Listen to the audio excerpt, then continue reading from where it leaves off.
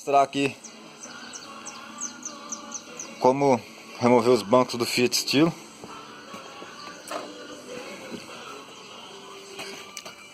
Primeira coisa, plug.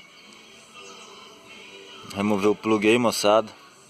Banco elétrico. Vai tentar se é elétrico ou não. Bom, aqui é a chave L, depende da região, não sei como é que chama. Não dá pra me ver qual soquetezinho não, viu? Provavelmente a galera aí deve ter o joguinho. Bom, são as 4 normal. Eu faço isso aqui, ó, que eu não tenho um joguinho desse aqui. Eu tenho da Torx.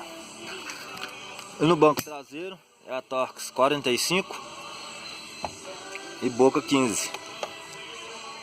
Ok? Ah, e para tirar o parafuso do banco é a 17 de boca. O cinto vai no banco, certo? É 17. Vou mostrar de lá.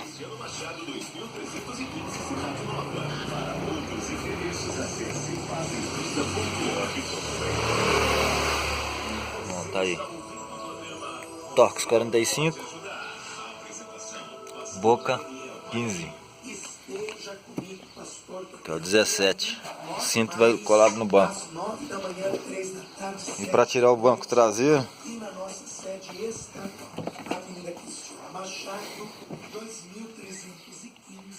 é essa aí de boca 15. Ok? Vou mostrar o lugar porque não custa nada.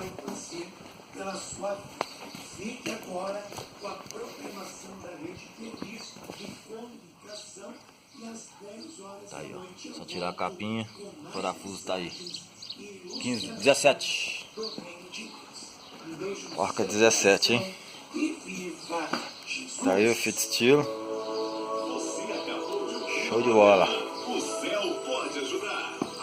Achei, moçada. Espero que tenha ajudado. Qualquer dúvida, tô aí no vídeo, ok? Lembrando, dá um like aí para ajudar a esparramar o vídeo, ok? Valeu, obrigadão, gente.